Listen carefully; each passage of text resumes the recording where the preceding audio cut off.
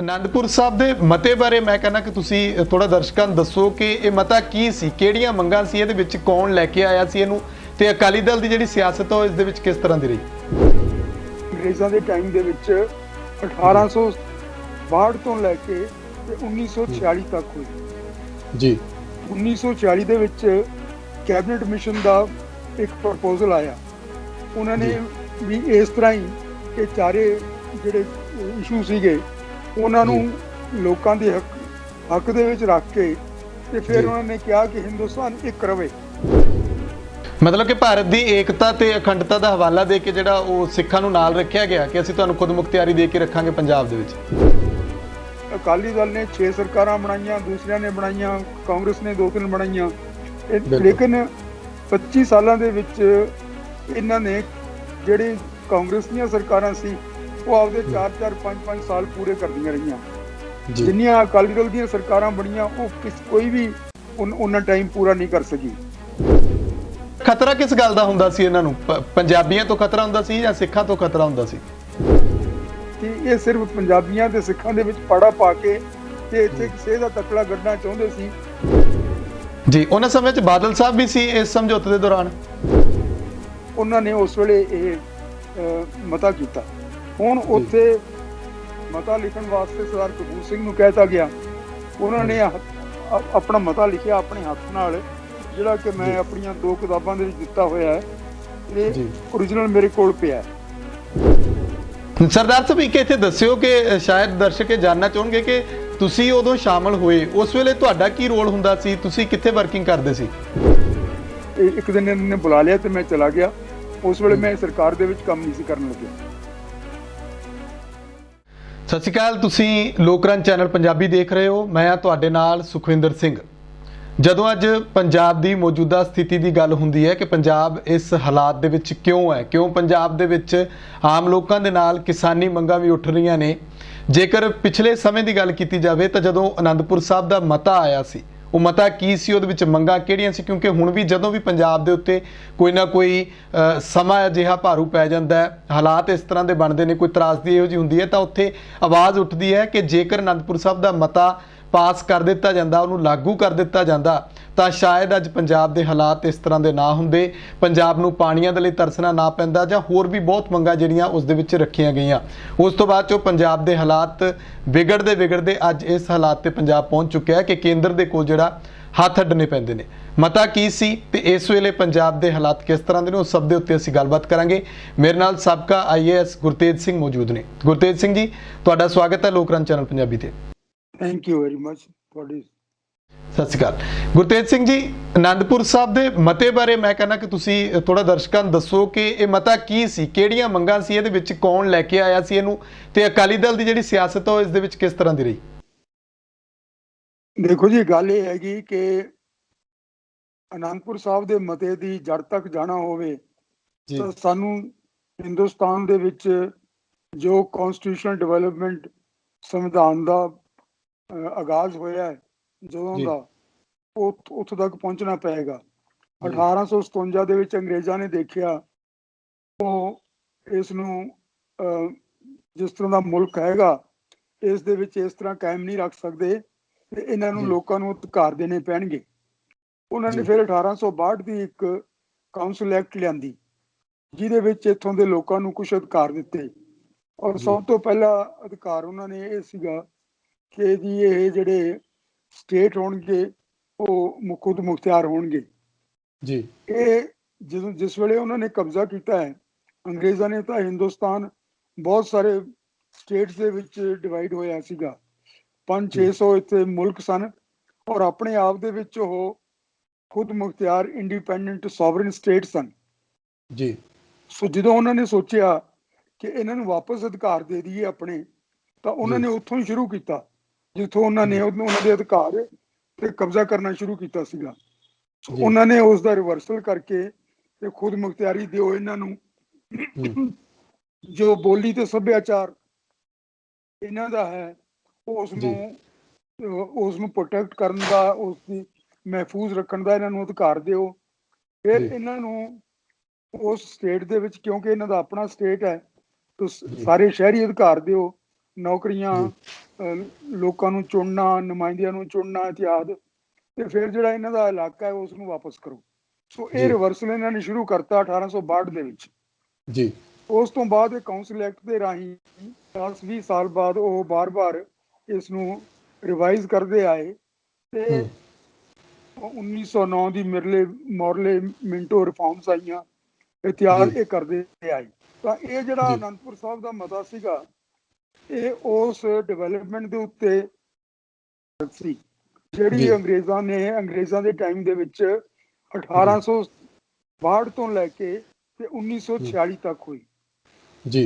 1946 ਦੇ ਵਿੱਚ cabinet mission ਦਾ ਇੱਕ ਪ੍ਰਪੋਜ਼ਲ ਆਇਆ, ਉਹਨਾਂ ਨੇ ਵੀ ਇਸ ਤਰ੍ਹਾਂ ਹੀ ਇਹ ਚਾਰੇ ਜਿਹੜੇ ਇਸ਼ੂ ਸੀਗੇ ਉਹਨਾਂ ਨੂੰ ਲੋਕਾਂ ਦੇ ਹੱਕ ਦੇ ਵਿੱਚ ਰੱਖ ਕੇ ਤੇ ਫਿਰ ਉਹਨਾਂ ਨੇ ਕਿਹਾ ਕਿ ਹਿੰਦੁਸਤਾਨ ਇੱਕ ਰਵੇ। ਉਹਨਾਂ ਨੇ ਇਕੱਠੇ ਹਿੰਦੁਸਤਾਨ ਵਾਸਤੇ ਇੱਕ ਇਹ ਰੈਜ਼ੋਲੂਸ਼ਨ ਕੀਤਾ ਜਿਸ ਨੂੰ ਉਹ 1946 ਦੀ 16 ਜੁਲਾਈ ਦਾ ਉਹਨਾਂ ਦਾ ਮਤਾ ਸੀ ਕੈਬਨਿਟ ਮਿਸ਼ਨ ਦਾ। ਸੋ ਇਹ ਸਾਰਾ ਇਸ ਦਾ ਬੈਕਗਰਾਉਂਡ ਸੀ ਕਿਉਂਕਿ ਸਾਰੀ ਡਿਵੈਲਪਮੈਂਟ ਕਨਸਟੀਟਿਊਸ਼ਨਲ ਇਸ ਦੇ ਉੱਤੇ ਹੋਈ ਸੀ। ਇਸੇ ਮਤੇ ਨੂੰ ਲੈ ਕੇ ਕਨਸਟੀਟਿਊਂਟ ਅਸੈਂਬਲੀ ਦੇ ਵਿੱਚ ਪਹਿਲੀ ਮੀਟਿੰਗ ਹੋਈ 9 ਦਸੰਬਰ 1946 ਨੂੰ ਤੇ 12 ਦਸੰਬਰ 1946 ਨੂੰ ਇਸੇ ਮਤੇ ਦੇ ਆਧਾਰ ਦੇ ਉੱਤੇ ਉਹਨਾਂ ਨੇ ਇਹ ਬਣਾਇਆ ਕਿ ਜੀ fundamental resolution of the constitution. ਉਸ ਦੇ ਵਿੱਚ ਉਹ ਸਾਰੀਆਂ ਗੱਲਾਂ ਲਿਖੀਆਂ ਗਈਆਂ ਜਿਹੜੀਆਂ ਕਿ ਉਸ ਦੇ ਵਿੱਚ ਕਨਸਟੀਟਿਊਸ਼ਨਲ ਡਿਵੈਲਪਮੈਂਟ ਦੇ ਵਿੱਚ ਉਦੋਂ ਤੱਕ ਹੋਈਆਂ ਸਨ। ਸੋ ਇਹ ਸੀ ਇਸ ਦੀ ਬੇਸਿਸ ਜਿਸ ਦੇ ਉੱਤੇ ਇਹ ਮਤਾ ਬਣਾਇਆ ਗਿਆ।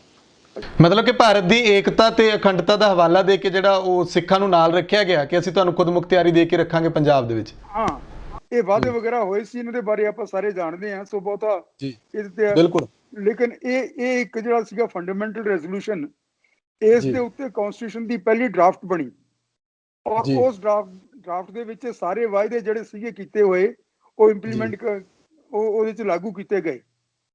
ਤੇ ਬਾਅਦ ਦੇ ਵਿੱਚ ਇਹਨਾਂ ਨੇ ਇਸ ਨੂੰ ਛੱਡ ਕੇ ਤੇ ਦੂਸਰੇ ਪਾਸੇ ਨੂੰ ਮੂੰਹ ਮੋੜ ਲਿਆ। ਤਾਂ ਇਹ ਪੰਜਾਬੀ ਸੂਬਾ ਬੜੀ ਜਦੋਜਹਿਦ ਤੋਂ ਬਾਅਦ ਬਣਿਆ, ਲੇਕਿਨ ਉਸ ਦੇ ਵਿੱਚ ਇਹਨਾਂ ਨੇ ਕਦੇ ਵੀ ਪੰਜਾਬ ਦੇ ਲੋਕਾਂ ਨੂੰ ਜੇ ਉਹ ਜਿਵੇਂ ਅਕਾਲੀ ਸਰਕਾਰ ਬਣਦੀ ਸੀ, ਅਕਾਲੀਆਂ ਨੂੰ ਸਮਝਿਆ ਜਾਂਦਾ ਸੀ ਵੀ ਸਿੱਖਾਂ ਦੇ ਨੁਮਾਇੰਦੇ ਹਨਗੇ, ਜਦੋਂ ਇਹ ਸਿੱਖਾਂ ਦੇ ਨੁਮਾਇੰਦੇ ਕਦੇ ਵੀ ਸਰਕਾਰ ਬਣਾਉਂਦੇ ਸਨ ਤਾਂ ਉਹਨਾਂ ਦੀ ਸਰਕਾਰ ਚੱਲਣ ਨਹੀਂ ਸੀ ਦਿੱਤੀ ਜਾਂਦੀ। 1966 ਤੋਂ ਲੈ ਕੇ ਤੇ ਅਗਲੇ 25 ਸਾਲਾਂ ਦਾ ਜੇ ਲੇਖਾ ਜੋਖਾ ਕਰੀਏ ਤਾਂ ਅਕਾਲੀ ਦਲ ਨੇ 6 ਸਰਕਾਰਾਂ ਬਣਾਈਆਂ, ਦੂਸਰਿਆਂ ਨੇ ਬਣਾਈਆਂ, ਕਾਂਗਰਸ ਨੇ 2-3 ਬਣਾਈਆਂ, ਲੇਕਿਨ 25 ਸਾਲਾਂ ਦੇ ਵਿੱਚ ਇਹਨਾਂ ਨੇ ਜਿਹੜੀ ਕਾਂਗਰਸ ਦੀਆਂ ਸਰਕਾਰਾਂ ਸੀ ਉਹ ਆਪਦੇ 4-4, 5-5 ਸਾਲ ਪੂਰੇ ਕਰਦੀਆਂ ਰਹੀਆਂ। ਜਿੰਨੀਆਂ ਅਕਾਲੀ ਦਲ ਦੀਆਂ ਸਰਕਾਰਾਂ ਬਣੀਆਂ ਉਹ ਕੋਈ ਵੀ ਉਹਨਾਂ ਟਾਈਮ ਪੂਰਾ ਨਹੀਂ ਕਰ ਸਕੀ। ਮਤਲਬ ਜਾਣਬੁੱਝ ਕੇ ਜਿਹੜਾ ਅਕਾਲੀ ਸਰਕਾਰ ਦੇ ਪੈਰ ਨਹੀਂ ਲੱਗਣ ਦਿੱਤੇ ਗਏ ਪੰਜਾਬ 'ਚ। ਹਾਂ, ਉਸ ਨੂੰ ਪ੍ਰੈਜ਼ੀਡੈਂਟ ਰੂਲ ਕਰਕੇ ਤੋੜ ਦਿੱਤਾ ਜਾਂਦਾ ਸੀ। ਸੋ ਖਤਰਾ ਕਿਸ ਗੱਲ ਦਾ ਹੁੰਦਾ ਸੀ ਇਹਨਾਂ ਨੂੰ? ਪੰਜਾਬੀਆਂ ਤੋਂ ਖਤਰਾ ਹੁੰਦਾ ਸੀ ਜਾਂ ਸਿੱਖਾਂ ਤੋਂ ਖਤਰਾ ਹੁੰਦਾ ਸੀ? ਖਤਰਾ ਇਹਨਾਂ ਨੂੰ ਕਿਸੇ ਤੋਂ ਨਹੀਂ ਸੀ, ਇਹ ਸਿਰਫ ਪੰਜਾਬੀਆਂ ਤੇ ਸਿੱਖਾਂ ਦੇ ਵਿੱਚ ਪਾੜਾ ਪਾ ਕੇ ਤੇ ਇੱਥੇ ਇੱਕ ਸੇਧ ਦਾ ਤਕਲਾ ਗੱਡਣਾ ਚਾਹੁੰਦੇ ਸੀ ਤਾਂ ਕਿ ਜਿਹੜੀ ਲੁੱਟਮਾਰ ਹੈ ਇਹ ਪੰਜਾਬ ਦੀ ਇਹ ਕਾਇਮ ਰਹਿ ਸਕੇ। ਹੁਣ ਇਹਨਾਂ ਨੇ ਫਿਰ ਇਸ ਮੁਸ਼ਕਲ ਨੂੰ ਦੇਖ ਕੇ ਅਕਾਲੀ ਦਲ ਨੇ 16 ਤੇ 17 ਅਕਤੂਬਰ 1973 ਨੂੰ ਅਨੰਦਪੁਰ ਸਾਹਿਬ ਦੇ ਵਿੱਚ ਮੀਟਿੰਗ ਕੀਤੀ। ਇਸ ਦੇ ਵਿੱਚ ਕਾਫੀ ਵੱਡੇ ਲੋਕ ਸਨ, ਕਈ ਇੱਕ ਜਰਨੈਲ ਸੀ ਆਪਣੇ ਗੁਰਬਖਸ਼ ਸਿੰਘ ਬਧਨੀ ਵਾਲੇ, ਇੱਕ ਆਪਣੇ ਗੁਰਮੀਤ ਸਿੰਘ ਮਿਨਿਸਟਰ ਹੁੰਦੇ ਸੀ ਉਹ ਸੀਗੇ, ਬਲਵੰਤ ਸਿੰਘ ਸੀ, ਬਰਨਾਲਾ ਸੀ, ਤੇ ਕਈ ਵਕੀਲ ਸਨ। ਇਸ ਤਰ੍ਹਾਂ ਦਾ ਬੜੇ ਅੱਛੇ ਲੋਕਾਂ ਦੀ ਇਹ ਮੀਟਿੰਗ ਸੀ। ਭਾਗ ਸਿੰਘ ਸੀ ਇੱਕ, ਉਹ ਵੀ ਇਹਦਾ MLA ਹੁੰਦਾ ਸੀ, ਮੈਂਬਰ ਸੀ। ਤੇ ਇਹਨਾਂ ਸਾਰਿਆਂ ਨੇ ਰਲ ਕੇ ਕਿਹਾ ਵੀ ਅਸੀਂ ਇੱਕ ਇਸ ਤਰ੍ਹਾਂ ਦਾ ਮਤਾ ਕਰੀਏ ਕਿ ਸਾਡੇ ਪੱਲੇ ਦਾ ਕੁਝ ਪਵੇ, ਸਾਨੂੰ ਸਰਕਾਰ ਕੋਈ ਅਧਿਕਾਰ ਤਾਂ ਦੇਵੇ। ਜੀ, ਅਕਾਲੀ ਦਲ ਦਾ ਪ੍ਰਧਾਨ ਕੌਣ ਸੀ ਉਸ ਵੇਲੇ? ਉਸ ਵੇਲੇ ਮੈਨੂੰ ਖਿਆਲ ਨਹੀਂ, ਮੇਰੇ ਖਿਆਲ ਚ ਜਥੇਦਾਰ ਮੋਹਨ ਸਿੰਘ ਤੁੜ ਸੀ। ਖੈਰ ਮੈਨੂੰ ਇਹ ਪੱਕਾ ਨਹੀਂ ਹੈ। ਜੀ, ਉਹਨਾਂ ਸਮੇਂ 'ਚ ਬਾਦਲ ਸਾਹਿਬ ਵੀ ਸੀ ਇਸ ਸਮਝੌਤੇ ਦੇ ਦੌਰਾਨ? ਹਾਂਜੀ, ਇਹ ਤਾਂ ਮੁੱਖ ਮੰਤਰੀ ਬਣ ਚੁੱਕੇ ਸਨ 2-3 ਵਾਰੀ। ਸੋ ਇਹ ਜਿਹੜਾ ਸੀ ਨਾ ਜੀ, ਇਹ ਉਹਨਾਂ ਨੇ ਉਸ ਵੇਲੇ ਇਹ ਮਤਾ ਕੀਤਾ। ਹੁਣ ਉੱਥੇ ਮਤਾ ਲਿਖਣ ਵਾਸਤੇ ਸਰਦਾਰ ਕਪੂਰ ਸਿੰਘ ਨੂੰ ਕਹਿਤਾ ਗਿਆ। ਉਹਨਾਂ ਨੇ ਆਪਣਾ ਮਤਾ ਲਿਖਿਆ ਆਪਣੇ ਹੱਥ ਨਾਲ, ਜਿਹੜਾ ਕਿ ਮੈਂ ਆਪਣੀਆਂ 2 ਕਿਤਾਬਾਂ ਦੇ ਵਿੱਚ ਦਿੱਤਾ ਹੋਇਆ ਹੈ ਤੇ ਓਰੀਜਨਲ ਮੇਰੇ ਕੋਲ ਪਿਆ ਹੈ ਜੀ। ਉਹ ਮਤਾ ਉਹਨਾਂ ਦਾ ਇਹ ਹੈ, ਹੱਥ ਨਾਲ ਲਿਖਿਆ ਹੋਇਆ। ਇਹ ਉਹ ਮਤਾ ਹੈ ਜਿਹੜਾ ਸਰਦਾਰ ਕਪੂਰ ਸਿੰਘ ਜੀ ਨੇ ਲਿਖਿਆ ਅਨੰਦਪੁਰ ਸਾਹਿਬ ਵਾਲਾ। ਅਨੰਦਪੁਰ ਸਾਹਿਬ ਦਾ ਮਤਾ ਜਿਹੜਾ ਉਹਨਾਂ ਨੇ, ਸਰਦਾਰ ਕਪੂਰ ਸਿੰਘ ਨੇ ਆਪਣੇ ਹੱਥ ਨਾਲ ਲਿਖਿਆ, ਉਹ ਇਹ ਹੈ ਸਾਰਾ ਮੁਕੰਮਲ। ਇਹ 4 ਪੇਜ। ਇਹ ਮਤੇ ਦੇ ਵਿੱਚ ਕੀ ਕੁਝ ਰੱਖਿਆ ਗਿਆ ਸੀ? ਇਸ ਮਤੇ ਦੇ ਵਿੱਚ ਸਭ ਤੋਂ ਪਹਿਲਾਂ ਤਾਂ ਇਹ ਰੱਖਿਆ ਗਿਆ ਵੀ ਸਿੱਖ ਇੱਥੇ ਰਾਜ ਕਰਦੇ ਰਹਿਣ ਤੇ ਰਾਜ ਕਰਨ ਦੇ ਅਧਿਕਾਰੀ ਹਨਗੇ, ਕਿਉਂਕਿ ਇਹਨਾਂ ਦੀ ਬਹੁਤ ਸਾਰੇ ਮੁਲਕਾਂ ਦੇ ਨਾਲ ਸੰਧੀ ਸੀ ਤੇ ਇਹ ਜਿਹੜਾ ਵੀ ਇੱਕ ਵਾਰੀ ਰਾਜ ਕਰਦਾ ਉਸ ਦਾ ਫਿਰ ਰਾਜ ਕਰਨ ਦਾ ਅਧਿਕਾਰ ਬਣਦਾ ਹੈ। ਅਸੀਂ ਸਾਰੇ ਮੁਲਕ ਦੇ ਨਾਲ ਮਿਲ ਕੇ ਰਹਿਣਾ ਚਾਹੁੰਦੇ ਹਾਂ, ਲੇਕਿਨ ਸਾਨੂੰ ਆਹ ਅਧਿਕਾਰ ਚਾਹੀਦੇ ਨੇ। ਅਧਿਕਾਰ ਕੀ ਸੀ ਕਿ ਸਭ ਤੋਂ ਪਹਿਲਾਂ ਤਾਂ ਸਾਡਾ ਜਿਹੜਾ ਏਰੀਆ ਤੁਸੀਂ ਇੱਥੋਂ ਪੰਜਾਬੀ ਸੂਬੇ ਦੇ ਵਿੱਚੋਂ ਕੱਢਿਆ ਹੈ, ਕਿਉਂਕਿ ਪੰਜਾਬੀ ਰੀਜਨ ਡਿਮਾਰਕੇਟ ਹੋਈ ਸੀ, ਉਹਦੇ ਵਿੱਚੋਂ ਇਹਨਾਂ ਨੇ ਕਾਫੀ ਸਾਰਾ ਏਰੀਆ ਪੰਜਾਬੀ ਸੂਬੇ ਦਾ ਕੱਢ ਕੇ ਤੇ ਦੂਸਰੇ ਸੂਬਿਆਂ ਨੂੰ ਦੇਤਾ ਸੀ, ਜਿਵੇਂ ਤੇ ਉਹ ਸਾਨੂੰ ਵਾਪਸ ਦਿਓ। ਜਿਸ ਤਰ੍ਹਾਂ ਕਿ ਰਾਜਸਥਾਨ ਦੀ ਇੱਕ ਗੰਗਾਨਗਰ ਦੀ ਤਹਿਸੀਲ ਸੀ, ਇਹ ਕਹਿੰਦੇ ਸੀਗੇ ਵੀ ਇਹ ਪੰਜਾਬੀ ਬੋਲਦੀ ਹੈ, ਤੁਸੀਂ ਪੰਜਾਬੀ ਦੇ ਆਧਾਰ ਦੇ ਉੱਤੇ ਸੂਬੇ ਬਣਾ ਰਹੇ ਹੋ ਤਾਂ ਇਹ ਸਾਨੂੰ ਮਿਲਣੀ ਚਾਹੀਦੀ ਹੈ। ਬਾਕੀ ਜਿਹੜੇ ਕੱਢੇ ਹੋਏ ਏਰੀਆ ਸੀਗੇ ਜੇ ਪੰਜਾਬੀ ਰੀਜਨ ਦੇ ਵਿੱਚੋਂ, ਜਿਵੇਂ ਫਤਿਹਾਬਾਦ, ਸਰਸਾ, ਰਤੀਆ, ਕਰਨਾਲ, ਇੱਕ ਮੋਰਨੀ ਹਿਲਸ ਵਗੈਰਾ ਤੇ ਊਨਾ, ਇਹ ਸਾਨੂੰ ਮਿਲਣੇ ਚਾਹੀਦੇ ਹੈ। ਜਿੱਥੇ ਜਿੱਥੇ ਪੰਜਾਬੀ ਨੇ ਉਹ ਸਾਰੀ ਵਸੋਂ ਪੰਜਾਬ 'ਚ ਹੋਣੀ ਚਾਹੀਦੀ, ਉਹ ਪੰਜਾਬ 'ਚ ਹੋਣੀ ਚਾਹੀਦੀ। ਉਹ ਪੰਜਾਬੀ ਦੀ ਬੋਲੀ ਦੇ ਉੱਤੇ ਆਧਾਰ ਬੋਲੀ ਦੇ ਆਧਾਰ ਮੰਗ ਰਹੇ ਸਨ ਜੀ। ਉਹ ਬੋਲੀ ਦੇ ਆਧਾਰ ਤੇ ਸੂਬੇ ਮੰਗ ਰਹੇ ਸਨ। ਇਹ ਸਿੱਖ ਸੂਬਾ ਬਣਾ ਰਹੇ ਸੀ। ਉਹਨਾਂ ਨੇ ਕਿਹਾ ਸਿੱਖ ਸੂਬਾ ਨਾ ਬਣਾਓ, ਇਹਦੇ 'ਚ ਮਾਈਨੋਰਿਟੀ ਆਉਂਦੀ ਸੀ ਸਿੱਖਾਂ ਦੀ, ਲੇਕਿਨ ਫਿਰ ਵੀ ਅਕਾਲੀਆਂ ਨੇ, ਮਾਸਟਰ ਤਾਰਾ ਸਿੰਘ ਨੇ ਖਾਸ ਤੌਰ ਦੇ ਉੱਤੇ ਇਸ ਦੇ ਉੱਤੇ ਇਨਸਿਸਟ ਕੀਤਾ ਵੀ ਸਾਨੂੰ ਇਹ ਸਭ ਸਾਰੇ ਏਰੀਆਜ਼ ਵਾਪਸ ਦਿਓ। ਸਰਦਾਰ ਸਾਹਿਬ, ਉਸ ਵੇਲੇ ਕੇਂਦਰ ਦੇ ਵਿੱਚ ਕਿਹਦੀ ਸਰਕਾਰ ਸੀ? ਕਾਂਗਰਸ ਦੀ ਸਰਕਾਰ ਸੀ। ਕੌਣ ਸੀ ਪ੍ਰਧਾਨ ਮੰਤਰੀ ਮੁਲਕ ਦਾ? ਜਿਸ ਵੇਲੇ ਤਾਂ ਇਹ ਪੰਜਾਬੀ ਸੂਬਾ ਅਨਾਉਂਸ ਹੋਇਆ ਉਸ ਵੇਲੇ ਪ੍ਰਧਾਨ ਮੰਤਰੀ ਲਾਲ ਬਹਾਦਰ ਸ਼ਾਸਤਰੀ ਸੀ ਜੀ। ਤੇ ਮਤਲਬ ਜਿਹੜੇ ਸਾਰਾ ਕੰਮ ਹੋਇਆ ਨਾ ਪੰਜਾਬੀ ਸੂਬੇ ਦੇ ਬਾਰੇ, ਉਹ ਲਾਲ ਬਹਾਦਰ ਸ਼ਾਸਤਰੀ ਦੇ ਦੌਰਾਨ ਹੋਇਆ, ਪੀਰੀਅਡ ਦੌਰਾਨ, ਕਿਉਂਕਿ ਉਸ ਵੇਲੇ ਜੋ ਪਾਕਿਸਤਾਨ ਨਾਲ ਲੜਾਈ ਲੜੀ ਸੀ ਉਹ ਸਿਰਫ ਸਿੱਖਾਂ ਦੇ ਬਤੌਰ ਜਿੱਤੀ ਗਈ ਸੀਗੀ ਤੇ ਉਸ ਤੋਂ ਬਿਨਾਂ ਉਹ ਮੁਸ਼ਕਲ ਸੀ। ਔਰ ਉਹਨਾਂ ਨੇ ਇਸ ਵਾਸਤੇ ਲਾਲ ਬਹਾਦਰ ਸ਼ਾਸਤਰੀ ਨੇ ਇਨਾਮ ਦੇ ਤੌਰ ਤੇ, ਜਾਂ ਸਮਝ ਲਓ ਵੀ ਇੱਕ ਬਹੁਤ ਪੁਰਾਣੀ ਮੰਗ ਚਲੀ ਆਉਂਦੀ ਆ, ਉਸਨੇ ਉਸ ਨੂੰ ਮੰਨ ਲਿਆ ਉਸ ਵੇਲੇ। ਲੇਕਿਨ ਇੰਪੋਰਟੈਂਟ ਗੱਲ ਇਹ ਹੈ ਵੀ ਉਸ ਵੇਲੇ ਕੇ ਕਾਮਰਾਜ ਸੀ ਪ੍ਰਧਾਨ ਇਹਨਾਂ ਦੀ ਕਾਂਗਰਸ ਦਾ, ਔਰ ਉਹ ਸਾਊਥ ਇੰਡੀਅਨ ਸੀ। ਉਸ ਨੂੰ ਸਿੱਖਾਂ ਦੇ ਬਰਖਲਾਫ ਕੋਈ ਪ੍ਰਜੁਡਿਸ ਨਹੀਂ ਸੀ ਔਰ ਉਹ ਨਿਰਪੱਖ ਸੀ। ਉਹ ਚਾਹੁੰਦਾ ਸੀ ਕਿ ਇਹ ਪੰਜਾਬੀ ਸੂਬਾ ਬਣ ਜਾਏ। ਬਾਕੀ ਦੇ ਸੂਬੇ ਸਾਰੇ ਮੁਲਕ ਦੇ ਵਿੱਚ ਬਣ ਚੁੱਕੇ ਸਨ ਬੋਲੀਆਂ ਦੇ ਆਧਾਰ ਤੇ ਪੰਜਾਬੀ ਸੂਬਾ ਵੀ ਬਣ ਜਾਣਾ ਚਾਹੀਦਾ ਹੈ। ਸੋ ਹੁਕਮ ਸਿੰਘ ਨੂੰ ਉਹਨਾਂ ਨੇ ਬਣਾਤਾ ਪਾਰਲੀਮੈਂਟਰੀ ਕਮੇਟੀ ਦਾ ਚੇਅਰਮੈਨ ਜੀ, ਜਿਸ ਨੇ ਪੰਜਾਬੀ ਸੂਬੇ ਦੇ ਬਾਰੇ ਵਰਡਿਕਟ ਦੇਣੀ ਸੀ।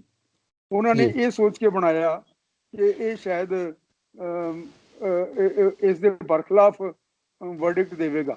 ਉਹ ਕਹੇਗਾ ਵੀ ਨਹੀਂ, ਪੰਜਾਬੀ ਸੂਬਾ ਨਹੀਂ ਬਣਨਾ ਚਾਹੀਦਾ। ਗੁਲਜ਼ਾਰੀ ਲਾਲ ਨੰਦਾ ਉਸ ਵੇਲੇ ਹੋਮ ਮਿਨਿਸਟਰ ਸੀ। ਲੇਕਿਨ ਜਿਸ ਵੇਲੇ ਪਾਰਲੀਮੈਂਟਰੀ ਕਮੇਟੀ ਦੀ ਰਿਪੋਰਟ ਵਗੈਰਾ ਆਈ, ਉਦੋਂ ਤੱਕ ਸ਼ਾਸਤਰੀ ਜਾ ਚੁੱਕੇ ਸੀ। ਤੇ ਇਹ ਜਦੋਂ ਕਮੇਟੀ ਦੀ ਰਿਪੋਰਟ ਪੇਸ਼ ਹੋਈ ਤਾਂ ਪੇਸ਼ ਕਰਨੀ ਸੀ, ਤਾਂ ਉਸ ਦਿਨ ਉੱਥੇ ਡਿਸਕਸ਼ਨ ਹੋਇਆ ਤੇ ਇਹਨਾਂ ਨੇ ਕਿਹਾ ਜੀ ਕਿ ਜਿਹੜੀ ਕਮੇਟੀ ਹੈ ਉਹ ਰਿਪੋਰਟ ਕਿਸ ਨੂੰ ਕਰੇਗੀ। ਤਾਂ ਬਜਾਏ ਇਸ ਦੇ ਕਿ ਕੋਈ ਹੋਮ ਮਿਨਿਸਟਰ ਜਾਂ ਕੋਈ ਹੋਰ ਉੱਠ ਕੇ ਕਹਿੰਦਾ ਕਿ ਜੀ ਹੋਮ ਮਿਨਿਸਟਰੀ ਨੂੰ ਰਿਪੋਰਟ ਕਰੇਗੀ, ਜੇ ਉਹ ਇੰਨੇ ਮੰਨ ਲੈਂਦੇ ਤਾਂ ਪੰਜਾਬੀ ਸੂਬਾ ਨਹੀਂ ਸੀ ਬਣਨਾ। ਹੁਕਮ ਸਿੰਘ ਨੇ ਉਸ ਵੇਲੇ ਖੜੇ ਹੋ ਕੇ ਕਹਿ ਦਿੱਤਾ ਕਿ ਜੀ ਪਾਰਲੀਮੈਂਟਰੀ ਕਮੇਟੀ ਹੈ, ਪਾਰਲੀਮੈਂਟ ਨੂੰ ਰਿਪੋਰਟ ਕਰੇਗੀ। ਬਿਲਕੁਲ। ਸੋ ਉਸ ਤੋਂ ਬਾਅਦ ਇਹ ਚੱਲ ਪਈ ਗੱਲ। ਫਿਰ ਕੋਈ ਰੁਕਾਵਟਾਂ ਆਈਆਂ, ਹੌਲੀ ਹੌਲੀ ਉਹ ਵੀ ਰਿਮੂਵ ਹੋ ਗਈਆਂ ਤੇ ਇਹ ਅਖੀਰ ਦੇ ਉੱਤੇ ਪੰਜਾਬੀ ਸੂਬਾ ਬਣ ਗਿਆ। ਪੰਜਾਬੀ ਜਿਹੜਾ ਅਨੰਦਪੁਰ ਸਾਹਿਬ ਦੇ ਮਤੇ ਦੇ ਵਿੱਚ ਆਪਾਂ ਉਸੇ ਤੇ ਆਈਏ, ਜਿਹੜਾ ਤੁਸੀਂ ਦੱਸ ਰਹੇ ਸੀ, ਇੱਕੋ ਗੱਲ ਦੱਸੀ ਆਪਾਂ ਕਿ ਪੰਜਾਬ ਨੂੰ ਉਸ ਤਰੀਕੇ ਨਾਲ ਜਿਹੜਾ ਵੰਡਿਆ ਜਾਵੇ ਕਿ ਪੰਜਾਬੀ ਬੋਲਦੇ ਇਲਾਕੇ ਪੰਜਾਬ 'ਚ ਹੋਣ। ਉਸ ਤੋਂ ਇਲਾਵਾ ਵੀ ਕੋਈ ਹੋਰ ਮੰਗਾਂ ਸੀਗੀਆਂ ਸੀ ਉਹਦੇ ਵਿੱਚ ਪੰਜਾਬ ਦੀਆਂ ਰੱਖੀਆਂ ਗਈਆਂ? ਹਾਂ, ਉਸ ਦੇ ਵਿੱਚ ਇਹ ਸੀਗਾ ਕਿ ਜੀ ਇਹ ਜਿਹੜਾ ਪੰਜਾਬ ਦਾ ਏਰੀਆ ਹੈਗਾ ਇਸ ਦੀ ਬੋਲੀ ਪੰਜਾਬੀ ਹੋਵੇ ਔਰ ਇਹਨਾਂ ਨੂੰ ਆਪਣਾ ਸੰਵਿਧਾਨ ਘੜਨ ਦਾ ਹੱਕ ਹੋਵੇ, ਇਹਨਾਂ ਦੇ ਜਿਹੜੇ ਸਾਰੇ ਅਧਿਕਾਰ ਹਨ ਉਹ ਮੁਕੰਮਲ ਹੋਣ। ਜਿਸ ਤਰ੍ਹਾਂ 1900 ਮਤਲਬ ਉਹਦੇ ਚ ਲਿਖਿਆ ਤਾਂ ਨਹੀਂ ਸੀ ਵੀ 1940 ਵਾਲੇ ਮਤੇ ਦੇ ਅਨੁਸਾਰ, ਲੇਕਿਨ ਜਿਸ ਤਰ੍ਹਾਂ ਹਿੰਦੁਸਤਾਨ ਦੀ ਸੰਵਿਧਾਨ ਦੀ ਦਾ ਡਿਵੈਲਪਮੈਂਟ ਹੋਈ ਹੈ, ਉਸ ਦੇ ਅਨੁਸਾਰ ਸਾਨੂੰ 4 ਸਬਜੈਕਟ ਦੇ ਕੇ ਸੈਂਟਰ ਨੂੰ, ਤੇ ਬਾਕੀ ਦੇ ਸਾਰਿਆਂ ਦੇ ਅਧਿਕਾਰ ਹੋਵੇ ਸੂਬੇ ਦਾ। ਇਸ ਤਰ੍ਹਾਂ ਦੀ ਬੇਸਿਕਲੀ ਇਹ ਮਤਾ ਹੈ ਅਨੰਦਪੁਰ ਸਾਹਿਬ। ਬੇਸਿਕਲੀ ਇਹ ਮਤਾ, ਠੀਕ ਹੈ ਜੀ। ਤੇ ਉਸ ਤੋਂ ਬਾਅਦ ਫਿਰ ਕੀ ਹੋਇਆ ਜਦੋਂ ਇਹ ਅੱਗੇ ਜਾ ਕੇ ਪਾਸ ਹੋ ਗਿਆ ਮਤਾ? ਫਿਰ ਕੀ ਹੋਇਆ? ਇਹ ਮਤਾ ਰਜਿਸਟਰ ਦੇ ਵਿੱਚ ਦਾਖਲ ਕਰਤਾ ਗਿਆ, ਸਾਰਿਆਂ ਨੇ ਦਸਤਖਤ ਕਰਤੇ, ਪਾਸ ਹੋ ਗਿਆ। ਹੁਣ ਉਸ ਤੋਂ ਬਾਅਦ ਅਕਾਲੀ ਦਲ ਨੂੰ ਫਿਕਰ ਪੈ ਗਿਆ ਵੀ ਪਤਾ ਨਹੀਂ ਸਾਡੇ ਕੀ ਬਣੇਗਾ, ਇਹ ਤਾਂ ਬੜਾ ਰੈਵੋਲੂਸ਼ਨਰੀ ਹੈ ਜਾਂ ਕੋਈ ਕਿਸੇ ਕਿਸਮ ਦੀ ਇਹਨਾਂ ਨੂੰ ਕੋਈ ਖਦਸ਼ਾ ਹੋ ਗਿਆ। ਸੋ 1973 ਤੋਂ ਲੈ ਕੇ 78 ਤੱਕ ਇਹਨਾਂ ਨੇ ਉਸ ਨੂੰ ਹੱਥ ਹੀ ਨਹੀਂ ਲਾਇਆ। ਸਿਰਫ ਉਹ ਜਿਹੜੀ ਵਰਕਿੰਗ ਕਮੇਟੀ ਸੀ ਉਸ ਦਾ ਮਤਾ ਹੀ ਰਿਹਾ। ਸੋ ਅਖੀਰ 1977-78 ਦੇ ਵਿੱਚ ਅਕਾਲੀ ਕਾਨਫਰੰਸ ਸੀਗੀ, ਉਸ ਵਾਸਤੇ ਇਹਨਾਂ ਨੇ ਕਰਨੀ ਸੀ ਤਿਆਰੀ ਵੀ ਕੀ ਉੱਥੇ ਮਤਾ ਕਰਨਾ ਹੈ। ਤਾਂ ਫਿਰ ਉਸ ਮਤੇ ਦੀ ਗੱਲ ਚੱਲੀ ਤਾਂ ਇਹਨਾਂ ਨੇ ਕੀ ਕੀਤਾ, ਇੱਕ ਇੱਥੇ ਇਨਫਾਰਮਲ ਜੀ ਕਮੇਟੀ ਬਣਾਈ ਜਿਹਦੇ ਵਿੱਚ ਬਲਵੰਤ ਸਿੰਘ ਸੀਗਾ, ਬਰਨਾਲਾ ਸੀ। ਬਲਵੰਤ ਸਿੰਘ ਰਾਮੂਵਾਲੀਆ? ਨਹੀਂ, ਬਲਵੰਤ ਸਿੰਘ ਜਿਹੜਾ ਮਿਨਿਸਟਰ ਹੁੰਦਾ ਸੀਗਾ ਜੀ, ਫਾਈਨੈਂਸ ਮਿਨਿਸਟਰ, ਤੇ ਉਹ ਡਾਕਟਰ ਅਤਰ ਸਿੰਘ ਸੀ, ਤੇ ਕਾਮਰੇਡ ਹਰਕਿਸ਼ਨ ਸਿੰਘ ਸੁਰਜੀਤ ਵੀ ਉਹਦੇ ਵਿੱਚ ਮੀਟਿੰਗ ਅਟੈਂਡ ਕਰਦਾ ਸੀ। ਅਸਲ ਦੇ ਵਿੱਚ ਸੁਰਜੀਤ ਇਹਨਾਂ ਨੂੰ ਲਿਖਵਾ ਰਿਹਾ ਸੀ ਵੀ ਕਿਸ ਤਰ੍ਹਾਂ ਨਾਲ ਕਰਨਾ ਚਾਹੀਦਾ। ਇੱਕ ਮੀਟਿੰਗ ਦੇ ਵਿੱਚ ਇਹਨਾਂ ਨੇ ਮੈਨੂੰ ਬੁਲਾਇਆ ਸੀਗਾ ਤੇ ਗੱਲ ਇਹ ਚੱਲੀ ਕਿ ਜੀ ਅਸੀਂ ਸਿੱਖ ਸਾਰਿਆਂ ਦਾ ਭਲਾ ਚਾਹੁੰਦੇ ਆ ਤੇ ਅਸੀਂ ਸਿਰਫ ਆਪਣੇ ਸਟੇਟ ਵਾਸਤੇ ਕਿਉਂ ਅਧਿਕਾਰ ਮੰਗੀਏ, ਸਾਰਿਆਂ ਵਾਸਤੇ ਅਧਿਕਾਰ ਮੰਗਣੇ ਚਾਹੀਦੇ ਹੈ। ਤਾਂ ਮੈਂ ਉਹਨਾਂ ਨੂੰ ਬੇਨਤੀ ਕੀਤੀ ਵੀ ਦੇਖੋ, ਆਪਾਂ ਨੂੰ ਤਾਂ ਕਿਸੇ ਨੇ ਕਿਹਾ ਨਹੀਂ, ਕਿਸੇ ਸਟੇਟ ਨੇ ਵੀ ਸਾਡੇ ਵਾਸਤੇ ਤੁਸੀਂ ਅਧਿਕਾਰ ਮੰਗੋ। ਜੇ ਉਹ ਕਹਿਣ ਵੀ ਸਾਨੂੰ ਸਾਡੀ ਆਪਾਂ ਇਸ ਸਟੇਟ ਨੂੰ ਰਿਪਰੈਜ਼ੈਂਟ ਕਰਦੇ ਹਾਂ, ਆਪਣੇ ਸਟੇਟ ਦੀ ਗੱਲ ਕਰੀਏ, ਲੇਕਿਨ ਨਹੀਂ, ਉਹਨਾਂ ਨੇ ਅਖੀਰ ਦੇ ਉੱਤੇ ਉਹ ਸਾਰਿਆਂ ਦੇ, ਮੈਂ ਕਿਹਾ ਜੀ ਉਹਨਾਂ ਨੇ ਕਿਹੜਾ ਐਫੀਡੇਵਿਟ ਦਿੱਤਾ ਆਪਾਂ ਨੂੰ ਵੀ ਤੁਸੀਂ ਸਾਡੇ ਅਧਿਕਾਰ ਮੰਗ ਸਕਦੇ ਹੋ, ਲੇਕਿਨ ਇਹ ਕਹਿੰਦੇ ਨਹੀਂ। ਇਹਨਾਂ ਨੇ ਉਹਦੇ ਵਿੱਚ ਪਾਤਾ ਵੀ ਇਹ ਸਾਰੇ ਸਟੇਟਸ ਨੂੰ ਹੋਰ ਨੂੰ ਵੀ ਅਧਿਕਾਰ ਹੋਣ। ਖੈਰ ਇਹਨਾਂ ਨੇ ਉਸ ਦੇ ਉੱਤੇ ਆਧਾਰਿਤ ਅਨੰਦਪੁਰ ਸਾਹਿਬ ਮਤੇ ਨੂੰ ਤਾਂ ਇਹ ਹੱਥ ਨਹੀਂ ਸੀ ਲਾਉਣਾ ਚਾਹੁੰਦੇ, ਕਿਉਂਕਿ ਉਸ ਦੇ ਬਰਖਲਾਫ ਕੋਈ ਵੀ ਆਰਗੂਮੈਂਟ ਸਰਕਾਰ ਕੋਲੇ ਕਿਸੇ ਕੋਲੇ ਨਹੀਂ ਸੀ।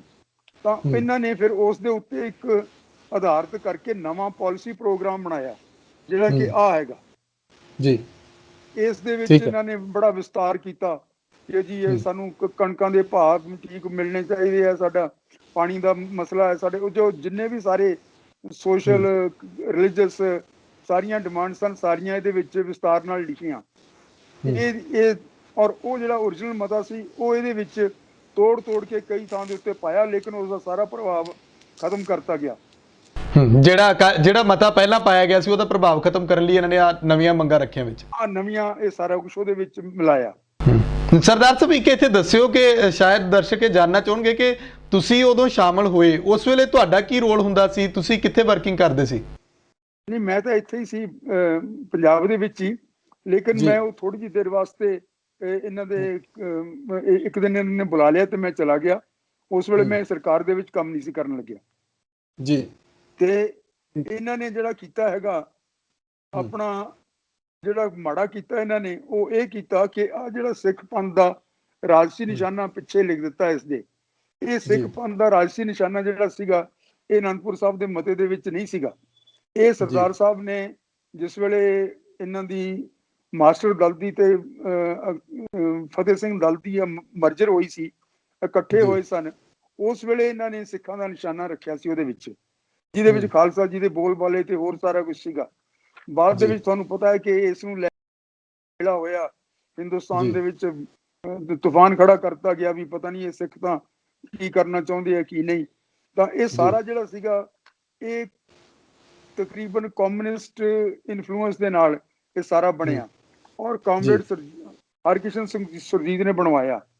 ਔਰ ਫਿਰ ਬਾਅਦ ਦੇ ਵਿੱਚ ਹਰਕਿਸ਼ਨ ਸਿੰਘ ਸੁਰਜੀਤ ਉਧਰਲੇ ਪਾਸੇ ਹੋ ਕੇ ਤੇ ਇੱਕ ਸੋਵੀਅਤ ਯੂਨੀਅਨ ਵੱਲੋਂ ਹੋ ਕੇ ਉਹ ਇਸ ਦੇ ਬਰਖਲਾਫ ਮੋਰਚੇ ਦੇ ਬਰਖਲਾਫ ਖੜਾ ਤੇ ਉਸਨੇ ਇਹ ਸਾਰੇ ਜਿਹੜੇ ਹਮਲੇ ਸੀਗੇ ਉਹਦਾ ਬਹੁਤ ਵੱਡਾ ਰੋਲ ਸੀ ਦਰਬਾਰ ਸਾਹਿਬ ਦੇ ਉੱਤੇ ਹਮਲਾ ਹੋਣ ਦੇ ਵਿੱਚ।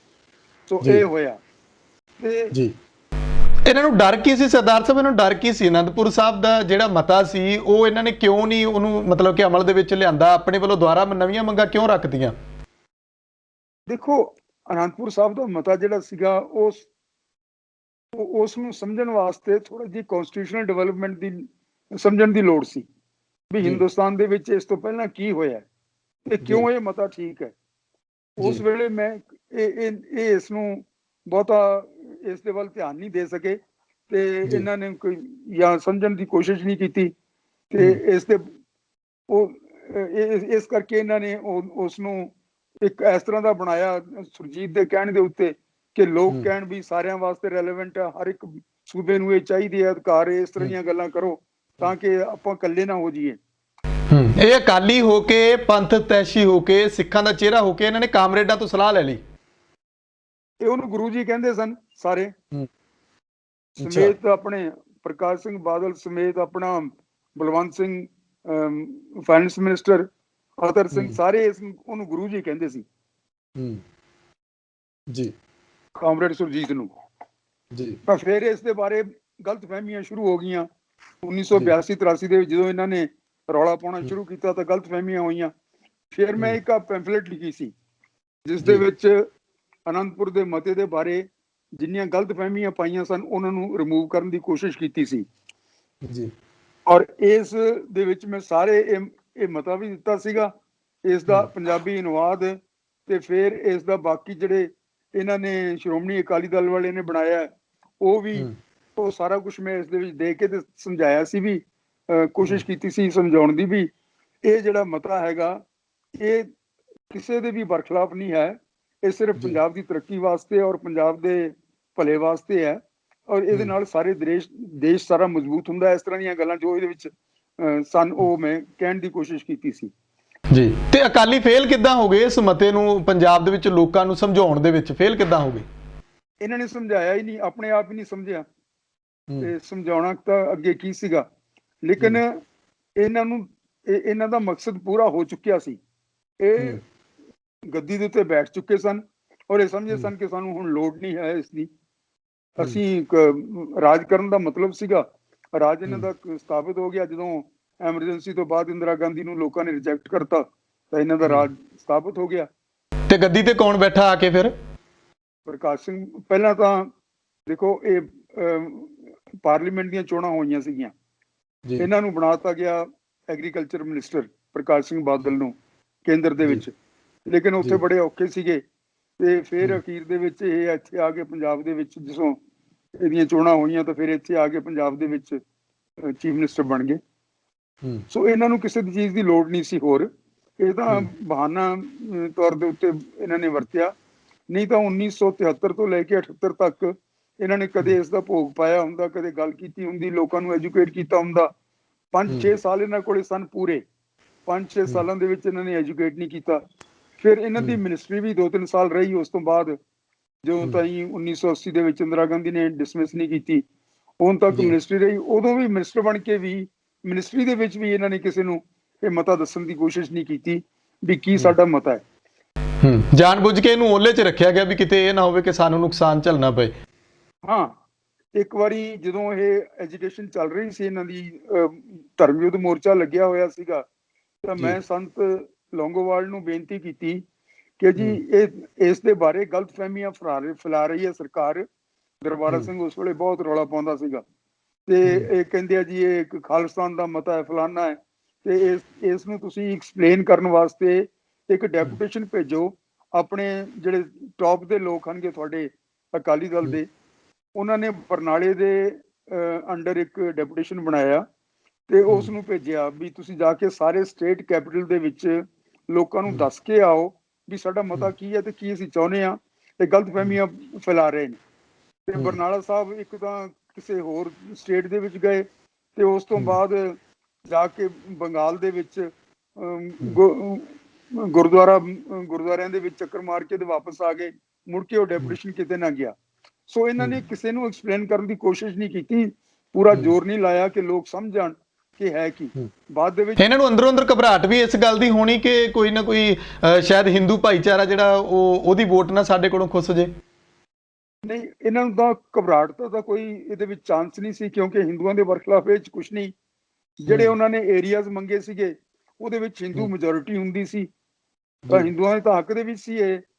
ਜੀ ਇੱਕ ਲੇਕਿਨ ਇਹ ਮੇਰੇ ਖਿਆਲ ਦੇ ਵਿੱਚ ਇਹਨਾਂ ਨੂੰ ਸਿਰਫ ਇਹਨਾਂ ਨੇ ਇਸ ਦਾ ਨਾਮ ਵਰਤ ਕੇ, ਜਿਵੇਂ ਪ੍ਰੇਮ ਚੰਦ ਦੀ ਕਹਾਣੀ ਹੈਗੀ ਨਾ, ਕਿ ਉਹਦਾ ਮੁੰਡਾ ਦਰੋਗਾ ਲੱਗ ਜਾਂਦਾ ਹੈ ਨਮਕ ਦਾ, ਤੇ ਉਹ ਉਹਦਾ ਫਾਦਰ ਉਸ ਨੂੰ ਕਹਿੰਦਾ ਵੀ ਦੇਖ ਬੇਟਾ, ਇਹ ਜਿਹੜੀ ਨੌਕਰੀ ਹੈ ਇਹ ਤਾਂ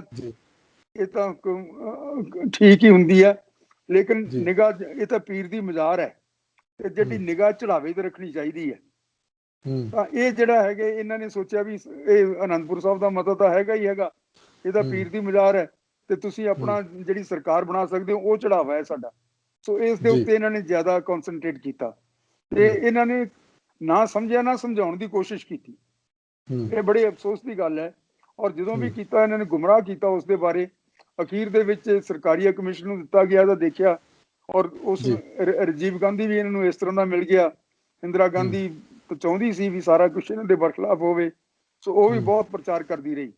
ਤੇ ਜਦੋਂ ਇਲੈਕਸ਼ਨਸ ਆਏ ਆ 1985 ਦਾ, ਤੁਸੀਂ ਦੇਖਿਆ ਹੀ ਹੈ ਕਿ ਕਿਵੇਂ ਉਹਨਾਂ ਨੇ ਅਖਬਾਰਾਂ ਦੇ ਵਿੱਚ ਐਡਵਰਟੀਜ਼ਮੈਂਟ ਦਿੱਤੀਆਂ, ਘਰਾਂ ਦੇ ਮੂਹਰੇ ਤਾਰਾਂ ਲਾ ਕੇ ਕੰਡਿਆਂ ਵਾਲੀਆਂ, ਵੀ ਇਹ ਤੁਹਾਡਾ ਬਾਰਡਰ ਤੁਹਾਡੇ 12 ਤੱਕ ਆ ਜਾਏਗਾ ਜੇ ਤੁਸੀਂ ਅਨੰਦਪੁਰ ਸਾਹਿਬ ਦੇ, ਮਤਲਬ ਉਹਨਾਂ ਨੇ ਅਨੰਦਪੁਰ ਸਾਹਿਬ ਦੇ ਮਤੇ ਦੇ ਬਾਰੇ ਇੰਨੀਆਂ ਗਲਤਫਹਿਮੀਆਂ ਫੈਲਾਈਆਂ, ਲੇਕਿਨ ਇਹਨਾਂ ਵੱਲੋਂ ਜਵਾਬ ਦੇਣ ਦੀ ਕੋਈ ਕੋਸ਼ਿਸ਼ ਨਹੀਂ ਕੀਤੀ ਗਈ। ਇਹ ਭਿੰਡਰਾਂ ਵਾਲਿਆਂ ਦੇ ਦੌਰ ਦੇ ਵਿੱਚ ਵੀ ਅਨੰਦਪੁਰ ਸਾਹਿਬ ਦੇ ਮਤੇ ਦੇ ਵਿੱਚ ਕਹਿੰਦੇ ਭਿੰਡਰਾਂ ਵਾਲਿਆਂ ਨੇ ਵੀ ਆਪਣੀਆਂ ਕੁਝ ਮੰਗਾਂ ਰੱਖਤੀਆਂ ਸੀਗੀਆਂ ਉਸ ਤੋਂ ਬਾਅਦ ਦੇ ਵਿੱਚ। ਨਹੀਂ, ਉਹ ਭਿੰਡਰਾਂ ਵਾਲੇ ਨੇ ਤਾਂ ਆਪਣੀ ਐਜੀਟੇਸ਼ਨ, ਭਿੰਡਰਾਂ ਵਾਲੇ ਨੇ ਸਭ ਤੋਂ ਪਹਿਲਾਂ ਮੋਰਚਾ ਲਾਇਆ ਸੀ ਨਾ।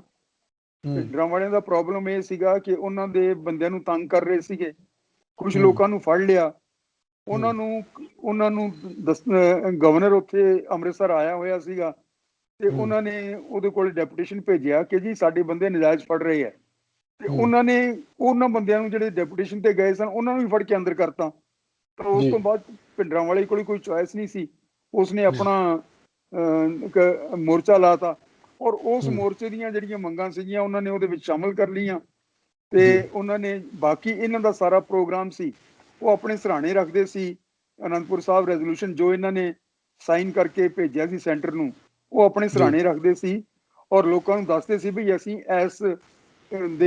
ਇਸ ਮਤੇ ਦੇ ਹੱਕ ਦੇ ਵਿੱਚ ਇਹਨਾਂ ਦੀ ਹੈਲਪ ਕਰ ਰਹੇ ਹਾਂ, ਇਹਨਾਂ ਦੀ ਮਦਦ ਕਰ ਰਹੇ ਹਾਂ, ਅਕਾਲੀ ਦਲ ਦੀ, ਸਾਡਾ ਆਪਣਾ ਕੋਈ ਮਤਾ ਨਹੀਂ, ਤੇ ਲੇਕਿਨ ਉਹ ਸਾਰੇ ਇਹਨਾਂ ਦੀ ਜਿਹੜੇ ਇਨ ਬਿਨ ਇਹ ਅਸੀਂ ਲਾਗੂ ਕਰਵਾਉਣੇ ਆ ਜੀ। ਉਹਦੇ ਵਿੱਚ ਉਹਨਾਂ ਦੀਆਂ ਮੰਗਾਂ ਆਪਣੀਆਂ ਸਿਰਫ ਇੰਨੀਆਂ ਸਨ ਵੀ ਸਾਨੂੰ ਪ੍ਰਚਾਰ ਕਰਨ ਦੀ ਖੁੱਲ੍ਹ ਦਿੱਤੀ ਜਾਵੇ, ਤੇ ਸਾਡੇ ਜਿਹੜੇ ਇੱਕ ਬੰਦੇ ਨਜਾਇਜ਼ ਫੜੇ ਨੇ ਛੱਡੇ ਜਾਣ, ਤੇ ਝੂਠੇ ਕੇਸ ਵਗੈਰਾ ਬਣਾਉਣੇ ਬੰਦ ਹੋਣ, ਤੇ ਇੱਕ ਕਤਲੋਗਾਰਤ ਪੰਜਾਬ ਦੇ ਵਿੱਚ ਬੰਦ ਹੋਵੇ। ਜੀ ਜੀ ਸਰਦਾਰ ਸਾਹਿਬ, ਇਸ ਵੇਲੇ ਅਨੰਦਪੁਰ ਸਾਹਿਬ ਦੇ ਮਤੇ ਨੂੰ ਤੁਸੀਂ ਕਿਸ ਤਰ੍ਹਾਂ ਦੇਖਦੇ ਹੋ ਕਿ ਹੁਣ ਸਥਿਤੀ ਕੀ ਆ, ਪੰਜਾਬ ਦੀ ਸਥਿਤੀ ਕੀ ਹੈ? ਕਿ ਉਹ ਮੰਗਾਂ ਉੱਥੇ ਦੀਆਂ ਉੱਥੇ ਹਾਲੇ ਵੀ ਖੜੀਆਂ ਨੇ? ਕਿਉਂਕਿ ਉਹੀ ਗੱਲ ਕਿ ਪੰਜਾਬ ਦਾ, ਜਿਵੇਂ ਤੁਸੀਂ ਦੇਖਿਆ ਕਿ ਜੰਮੂ ਕਸ਼ਮੀਰ ਦੇ ਵਿੱਚ ਪੰਜਾਬੀ ਭਾਸ਼ਾ ਦੇ ਨਾਲ ਕੀ ਹਾਲ ਕੀਤਾ, ਜਾਂ ਬਾਕੀ ਸੂਬਿਆਂ ਦੇ ਵਿੱਚ ਕੀ ਹਾਲ ਹੁੰਦਾ ਹੈ ਪੰਜਾਬ ਦਾ ਜਾਂ ਪੰਜਾਬੀਆਂ ਦਾ, ਉਸ ਨੂੰ ਕਿੱਦਾਂ ਦੇਖਦੇ ਹੋ ਹੁਣ ਅਨੰਦਪੁਰ ਸਾਹਿਬ ਦਾ ਮਤਾ ਤੇ ਮੌਜੂਦਾ ਸਿਆਸਤ? ਦੇਖੋ, ਜਿਹੜਾ ਤਾਂ ਹੁਣ ਇਸ ਵੇਲੇ ਸਿਚੁਏਸ਼ਨ ਹੈ ਉਹ ਤਾਂ ਇਹ ਹੈ ਕਿ ਇਹਨਾਂ ਨੇ ਮੁਕੰਮਲ ਤੌਰ ਦੇ ਉੱਤੇ ਸੂਬਿਆਂ ਦੀ ਖੁਦ ਮੁਖਤਿਆਰੀ ਨੂੰ ਖੋਰ ਦਿੱਤਾ ਹੈ। ਉਹ ਹਰ ਇੱਕ ਜਗ੍ਹਾ ਦੇ ਉੱਤੇ ਹੋਇਆ ਹੈ। ਪਹਿਲਾਂ ਸੂਬਿਆਂ ਦੇ ਕੋਲੇ ਅਧਿਕਾਰ ਸੀਗੇ ਆਪਣੇ ਐਜੂਕੇਸ਼ਨ ਦੇ ਮੁਤਲਕ, ਉਹ ਇਹਨਾਂ ਨੇ UGC ਬਣਾ ਕੇ ਉਹਨਾਂ ਦੇ ਉੱਤੇ ਕੱਟ ਲਾਤਾ। ਫਿਰ ਇਹਨਾਂ ਦੇ ਕੋਲੇ ਅਧਿਕਾਰ ਸੀ ਆਪਣੇ ਪਾਣੀ ਨੂੰ ਮਹਿਫੂਜ਼ ਰੱਖਣ ਦੇ। ਪੰਜਾਬ ਦਾ ਪਾਣੀ ਸੰਵਿਧਾਨ ਦੀ ਮਰਜ਼ੀ ਦੇ ਬਰਖਲਾਫ ਖੋਇਆ ਗਿਆ ਔਰ ਦੂਸਰੇ ਸੂਬਿਆਂ ਨੂੰ ਦਿੱਤਾ ਗਿਆ। ਪੰਜਾਬ ਇਸ ਵੇਲੇ ਪੰਜਾਬ ਦੇ ਵਿੱਚ ਬਹੁਤ ਕਿਸਮ ਦੀਆਂ ਬਿਮਾਰੀਆਂ ਫੈਲ ਰਹੀਆਂ ਪਾਣੀ ਦੀ ਘਾਟ ਕਾਰਨ, ਲੇਕਿਨ ਉਸ ਦੀ ਕੋਈ ਪਰਵਾਹ ਨਹੀਂ ਕਿਸੇ ਨੂੰ, ਔਰ ਪਾਣੀ ਇਸ ਦਾ ਸੂਬਿਆਂ ਦਾ ਪਾਣੀ ਸਾਰਾ ਬਾਹਰ ਜਾ ਰਿਹਾ। ਐਗਰੀਕਲਚਰ ਜਿਹੜਾ ਸੀਗਾ ਸਟੇਟ ਸਬਜੈਕਟ ਸੀ, ਔਰ ਤੁਸੀਂ ਦੇਖ ਰਹੇ ਹੋ ਐਗਰੀਕਲਚਰ ਦੇ ਵਿੱਚ ਹੁਣ ਬਿੱਲ ਪਾਸ ਹੋ ਰਿਹਾ ਕੇਂਦਰ ਤੋਂ, ਤੇ ਇੱਥੇ ਆ ਰਹੇ ਆ ਵੀ ਇਹ ਲਾਗੂ ਕਰੋ। ਇਸ ਤਰ੍ਹਾਂ ਹੀ ਇਹਨਾਂ ਨੇ ਸਾਰੇ ਕਿਸਮ ਦੀ ਜੋ ਵੀ ਅਧਿਕਾਰ ਸਨ ਸੂਬਿਆਂ ਦੇ ਉਹ ਖੋਹ ਲਏ, ਤੇ ਹੁਣ ਇਹਨਾਂ ਨੇ ਤਕਰੀਬਨ ਪੰਜਾਬ ਨੂੰ ਤਾਂ ਬਸਤੀ ਬਣਾਇਆ ਹੋਇਆ ਹੈ ਕੇਂਦਰ ਦੀ। ਜੀ, ਕੈਪਟਨ ਅਮਰਿੰਦਰ ਸਿੰਘ ਦੀ ਰਾਏ ਉਹਨਾਂ ਸਮਿਆਂ ਦੇ ਵਿੱਚ ਕਿਸ ਤਰ੍ਹਾਂ ਦੀ ਰਹੀ ਸੀ ਜਦੋਂ ਅਨੰਦਪੁਰ ਸਾਹਿਬ ਦਾ ਮਤਾ ਅਕਾਲੀ ਦਲ ਲਗਾਤਾਰ ਉੱਪਰੋਂ ਥੱਲੇ ਸਿਆਸਤ ਦੇ ਵਿੱਚ ਆਉਂਦਾ ਗਿਆ? ਫਿਰ ਕੈਪਟਨ ਅਮਰਿੰਦਰ ਸਿੰਘ ਤਾਂ ਜਿਸ ਵੇਲੇ ਤੱਕ ਤਾਂ ਉਹਨਾਂ ਦੇ ਨਾਲ ਸੀਗੇ, ਉਸ ਵੇਲੇ ਤੱਕ ਤਾਂ ਇਹ ਕਾਂਗਰਸ ਦੇ ਵਿੱਚ ਸੀ, ਜਿਸ ਵੇਲੇ ਤੱਕ ਉਸ ਵੇਲੇ ਤੱਕ ਤਾਂ ਉਹਨਾਂ ਦੇ ਕੋਈ ਆਪਣੀ ਇੰਡੀਪੈਂਡੈਂਟ ਰਾਏ ਹੈ ਨਹੀਂ ਸੀ। ਜਦੋਂ ਬਾਅਦ ਦੇ ਵਿੱਚ ਅਕਾਲੀਆਂ ਦੇ ਨਾਲ ਆਏ ਹੈ 1984 ਦੇ ਵਿੱਚ ਛੱਡ ਕੇ, ਤੇ ਉਸ ਤੋਂ ਬਾਅਦ ਇਸ ਦੇ ਹੱਕ ਦੇ ਵਿੱਚ ਪੰਜਾਬ ਖਾਸ ਤੌਰ ਦੇ ਉੱਤੇ ਪਾਣੀਆਂ ਦੇ ਹੱਕ ਦੇ ਵਿੱਚ ਇਹਨਾਂ ਨੇ 2 ਆਰਟੀਕਲ ਵੀ ਟ੍ਰਿਬਿਊਨ ਦੇ ਵਿੱਚ ਲਿਖੇ ਸਨ, ਮੈਨੂੰ ਯਾਦ ਹੈ। ਤੇ ਇਹ ਕਿਉਂਕਿ ਸਭ ਤੋਂ ਮਸਲਾ ਵੱਡਾ ਉਸ ਵੇਲੇ ਆਪਣੇ ਪਾਣੀ ਦਾ ਮਸਲਾ ਸੀ ਜੀ, ਤਾਂ ਇਹ ਉਸ ਦੇ ਹੱਕ ਦੇ ਵਿੱਚ ਸੀ। ਜਦੋਂ ਅਕਾਲੀਆਂ ਦੇ ਨਾਲ ਆਏ ਉਦੋਂ ਅਨੰਦਪੁਰ ਸਾਹਿਬ ਦੇ ਮਤੇ ਦੇ ਹੱਕ ਵਿੱਚ ਬੋਲਦੇ ਸੀ। ਹਾਂਜੀ ਠੀਕ ਹੈ। ਤੇ ਇਸ ਮਤੇ ਦੇ ਵਿੱਚ ਕਿਸਾਨੀ ਦਾ ਹਾਲ ਕਿਸ ਤਰ੍ਹਾਂ ਦਾ ਬਿਆਨ ਕੀਤਾ ਗਿਆ ਕਿ ਕਿਸਾਨੀ ਨੂੰ ਕੀ ਕੁਝ ਚਾਹੀਦਾ, ਕਿਉਂਕਿ ਹੁਣ ਕਿਸਾਨ ਤੁਹਾਨੂੰ ਪਤਾ ਸੜਕਾਂ ਦੇ ਉੱਤੇ ਨੇ। ਦੇਖੋ, ਇਸ ਮਤੇ ਦੇ ਵਿੱਚ ਜਿਹੜੀ ਸਾਰਿਆਂ ਤੋਂ ਇੰਪੋਰਟੈਂਟ ਚੀਜ਼ ਸੀ ਕਿਸਾਨਾਂ ਬਾਰੇ, ਉਹ ਪਾਣੀ ਦੀ ਸੀ, ਵੀ ਪਾਣੀ ਮਿਲਣਾ ਚਾਹੀਦਾ। ਪਰ ਕਿਸਾਨਾਂ ਨੇ ਆਪਣੇ ਆਪ ਪਾਣੀ ਦੇ ਬਾਰੇ ਕੋਈ ਇਹਨਾਂ ਤਰੱਦਦ ਨਹੀਂ ਕੀਤਾ, ਔਰ ਹੁਣ ਵੀ ਉਹਨਾਂ ਨੂੰ ਸ਼ਾਇਦ ਉਹਨੇ ਜ਼ੋਰ ਨਾਲ ਗੱਲ ਨਹੀਂ ਕਹਿ ਰਹੇ, ਕਿਉਂਕਿ ਸੁਪਰੀਮ ਕੋਰਟ ਦੀ ਮਰਜ਼ੀ ਤੋਂ, ਮਤਲਬ ਸੰਵਿਧਾਨ ਦੀ ਮਰਜ਼ੀ ਦੇ ਖਿਲਾਫ ਕੋਰਟ ਦਾ ਸਹਾਰਾ ਲੈ ਕੇ ਉਹ ਪਾਣੀ ਦੂਸਰੇ ਸੂਬਿਆਂ ਨੂੰ ਦਿੱਤਾ ਗਿਆ ਹੈ, ਔਰ ਉਸ ਦੇ ਉੱਤੇ ਅਧਿਕਾਰ ਪੰਜਾਬ ਦਾ ਹੈ। ਜੇ ਸਿਰਫ ਪੰਜਾਬ ਦੇ ਕੋਲ ਆਪਣਾ ਪਾਣੀ ਹੋਵੇ ਤਾਂ ਇਹਨਾਂ ਨੂੰ ਬਹੁਤੀ ਤਰੱਦਦ ਕਰਨ ਦੀ ਲੋੜ ਨਹੀਂ, ਇਹ ਸੂਬਾ ਖੁਸ਼ਹਾਲ ਹੋ ਸਕਦਾ ਹੈ। ਉਸ ਤੋਂ ਬਾਅਦ ਇਹਨਾਂ ਨੇ ਇਹ ਅਨੰਦਪੁਰ ਸਾਹਿਬ ਦੇ ਮਤੇ 'ਚ ਤਾਂ ਲਿਖਿਆ ਸੀ, ਪਰ ਕਿਸਾਨਾਂ ਨੂੰ ਅਜੇ ਤਾਈਂ ਇਸ ਦਾ ਫਿਕਰ ਨਹੀਂ ਹੋਇਆ। ਤੇ ਦੂਸਰਾ ਜਿਹੜਾ ਹੈਗਾ ਉਹ ਕਿਸਾਨੀ ਮੰਗਾਂ, ਕਿ ਜੀ ਸਾਡੀ ਜਿਹੜੀ ਮੰਡੀਆਂ ਹੈਗੀਆਂ, ਸਾਡੇ ਭਾਅ ਠੀਕ ਮਿਲਣੇ ਚਾਹੀਦੇ ਹੈ। ਉਸ ਵੇਲੇ ਨਰਮਾ ਬੜਾ ਸਸਤਾ ਹੁੰਦਾ ਸੀਗਾ, ਦੂਸਰੀਆਂ ਜਿਨਸਾਂ ਜਿਹੜੀ ਵੀ ਪੈਦਾਵਾਰ ਸੀ ਸਾਡੀ, ਉਸ ਦੇ ਸਾਨੂੰ ਪੂਰੇ ਮੁੱਲ ਮਿਲਣੇ ਚਾਹੀਦੇ ਆ, ਇਸ ਤਰ੍ਹਾਂ ਦੀਆਂ, ਔਰ ਸਾਨੂੰ ਐਕਸਪੋਰਟ ਕਰਨ ਦਾ ਅਧਿਕਾਰ ਹੋਣਾ ਚਾਹੀਦਾ ਹੈ। ਉਹ ਜਿਸ ਵੇਲੇ 1970 ਦੀ ਹੋਈ ਹੈ ਇਲੈਕਸ਼ਨ, ਉਸ ਵੇਲੇ ਬਾਦਲ ਸਾਹਿਬ ਦਾ ਜਿੱਥੇ ਵੀ ਕਿਤੇ ਜਾਂਦੇ ਸੀ ਇਹ ਲੈਕਚਰ ਹੁੰਦਾ ਸੀਗਾ ਕਿ ਜੀ ਇੱਥੋਂ ਸਬਜ਼ੀਆਂ ਬਣਾ ਕੇ ਦੁਬਈ ਨੂੰ ਜਾਇਆ ਕਰਨਗੀਆਂ, ਫੁੱਲ ਇੱਥੋਂ ਅਸੀਂ ਯੂਰਪ ਨੂੰ ਭੇਜਿਆ ਕਰਾਂਗੇ, ਇਹ ਕਰਾਂਗੇ। ਸੋ ਇਹ ਸਾਰਾ ਕੁਛ ਇਹਨਾਂ ਨੇ ਅਨੰਦਪੁਰ ਸਾਹਿਬ ਦੇ ਮਤੇ ਦੇ ਵਿੱਚ ਇਸ ਦੇ ਵਾਸਤੇ ਰਾਹ ਖੋਲਿਆ ਸੀ ਜੀ।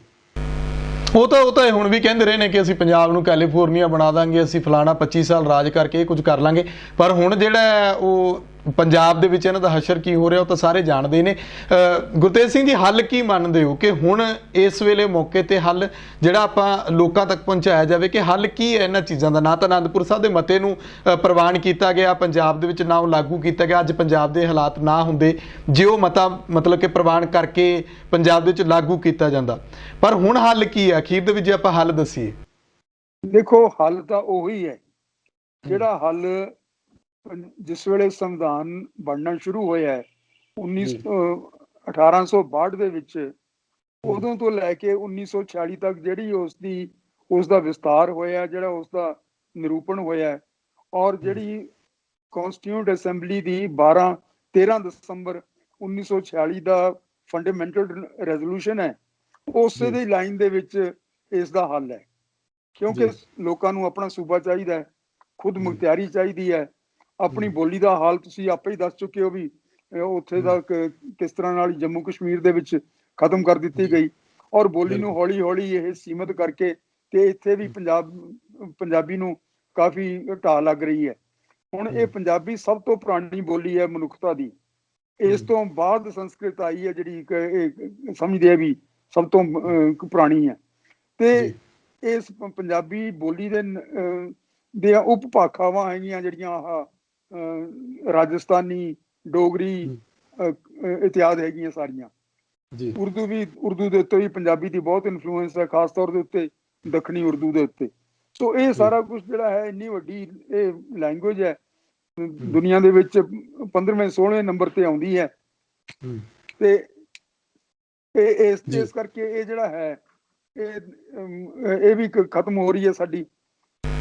ਸਾਰੀਆਂ ਚੀਜ਼ਾਂ ਤੇ ਮਤਲਬ ਧਿਆਨ ਦੇਣਾ ਚਾਹੀਦਾ ਜੇ ਪੰਜਾਬ ਤੇ ਪੰਜਾਬੀਆਂ ਦੀਆਂ ਮੰਗੀਆਂ ਨੇ। ਸਰਦਾਰ ਸਾਹਿਬ, ਕੀ ਮੰਨਦੇ ਹੋ ਕਿ ਜੇ ਪੰਜਾਬ ਨੂੰ ਖੁਦ ਮੁਖਤਿਆਰੀ ਮਿਲ ਜਾਂਦੀ ਹੈ? ਬੇਅਦਬੀ ਦੇਖੋ ਕਿਸ ਤਰ੍ਹਾਂ ਨਾਲ ਹੋ ਰਹੀ ਹੈ, ਇਹ ਵੀ ਸਿਰਫ ਪੰਜਾਬੀ ਦੇ ਕਾਰਨ ਹੈ ਜੀ। ਇਹ ਪੰਜਾਬੀ ਦੇ ਵਿੱਚ ਗਾਂਧੀ ਕਹਿੰਦਾ ਸੀਗਾ ਕਿ ਤੁਸੀਂ ਗੁਰੂ ਗ੍ਰੰਥ ਸਾਹਿਬ ਨੂੰ ਦੇਵਨਾਗਰੀ ਚ ਲਿਖੋ, ਤੇ ਪੰਜਾਬੀ ਛੱਡ ਦਿਓ। ਫਿਰ ਉਹਨਾਂ ਦੀ ਜਿਹੜੀ ਹੈ ਉਹ ਆਬਜੈਕਸ਼ਨ ਕੁਛ ਸਿੱਖ ਰਹਿਤ ਨਾਲ ਵੀ ਹੈ ਜੀ, ਵੀ ਇਹ ਸਿੱਖ ਰਹਿਤ ਲਾਗੂ ਨਹੀਂ ਹੋਣੀ ਚਾਹੀਦੀ। ਤੇ ਤੁਸੀਂ ਦੇਖਦੇ ਹੋ ਵੀ ਹੁਣ ਜਦੋਂ ਵੀ ਕਿਤੇ ਕੋਈ ਕੱਲ ਪਰਸੋਂ ਦੀ ਗੱਲ ਹੈ ਕਿ ਅਦਾਲਤ ਦੇ ਵਿੱਚ ਕਿਸੇ ਨੂੰ ਪੇਸ਼ ਕਰਦੇ ਆ ਸਿੱਖ ਨੂੰ, ਤਾਂ ਉਹਨੂੰ ਪੱਗ ਲਾ ਕੇ ਉਸਨੂੰ ਕਰ ਰਹੇ ਨੇ। ਸੋ ਇਹ ਵੀ ਇੱਕ ਇਹ ਚਾਹੁੰਦੇ ਨੇ ਜਿਹੜਾ ਹੁਣੇ ਪਿੱਛੇ ਦੌਰ ਚੱਲਿਆ ਸੀਗਾ ਜਿਸ ਦੇ ਵਿੱਚ ਕਾਫੀ ਰੌਲਾ ਰੱਪਾ ਪਿਆ ਤੇ ਕਦੋਂ ਗਾਰਤ ਵੀ ਹੋਈ। ਉਸ ਦੇ ਵਿੱਚ ਜੀ ਸਿੱਖ ਕਕਾਰਾਂ ਦੀ ਕਿਸ ਤਰ੍ਹਾਂ ਨਾਲ ਬੇਅਦਬੀ ਕੀਤੀ ਗਈ ਹੈ ਉਹ ਤੁਹਾਡੇ ਜੀ ਸਾਹਮਣੇ ਹੈ। ਸੋ ਬਿਲਕੁਲ ਇਹਨਾਂ ਨੂੰ ਬਿਲਕੁਲ ਸਾਰਾ ਕੁਝ ਇਤਰਾਜ਼ ਸਿੱਖੀ ਤੇ ਵੀ ਹੈ, ਕਿਉਂਕਿ ਇਸ ਜੀ ਦੇ ਨਾਲ ਸਿੱਖ ਜਿਹੜਾ ਹੈ ਉਹ ਸਾਰੇ ਮੁਲਕ ਨੂੰ ਆਜ਼ਾਦ, ਸਾਰੇ ਲੋਕਾਂ ਨੂੰ, ਮੁਲਕ ਦੇ ਸਾਰੇ ਲੋਕਾਂ ਨੂੰ ਆਜ਼ਾਦ ਹੋਇਆ ਵੇਖਣਾ ਚਾਹੁੰਦਾ ਹੈ। ਉਹ ਚਾਹੁੰਦਾ ਹੈ ਕਿ ਇਹਨਾਂ ਨੂੰ ਮਾਨਸਿਕ ਗੁਲਾਮੀ ਨਾ ਕਰਨੀ ਪਵੇ। ਜੀ ਔਰ ਜਦੋਂ ਤੱਕ ਸਿੱਖ ਹੈਗੇ, ਇਹ ਇੱਕ ਸੁਨੇਹਾ ਸਾਰੇ ਹਿੰਦੁਸਤਾਨ ਨੂੰ ਜਾ ਰਿਹਾ ਹੈ, ਸਾਰੇ ਜੀ ਲੋਕਾਂ ਨੂੰ, ਦਬੇ ਕੁਚਲਿਆਂ ਨੂੰ, ਕਿ ਤੁਸੀਂ ਆਪਣੇ ਆਪ ਨੂੰ ਫੜ ਕੇ ਉੱਚਾ ਕਰੋ ਤੇ ਕਿਸੇ ਦੇ ਹਰ ਇੱਕ ਦੇ ਬਰਾਬਰ ਦੇ ਬਣੋ। ਜਿਸ ਤਰ੍ਹਾਂ ਹੂੰ ਡੈਮੋਕ੍ਰੇਸੀ ਦੀ, ਲੋਕ ਰਾਜ ਦੀ ਜੋ ਲੋ ਹੈਗੀ ਉਸ ਨੂੰ ਤੁਸੀਂ ਹੂੰ ਮਾਣੋ ਤੇ ਇਹ ਗੁਲਾਮੀ ਕਰਨੀ ਛੱਡੋ। ਇਹ ਹੂੰ ਗੁਲਾਮੀ ਨੂੰ ਦੁਬਾਰੇ ਲਾਗੂ ਕਰ ਰਹੇ ਨੇ।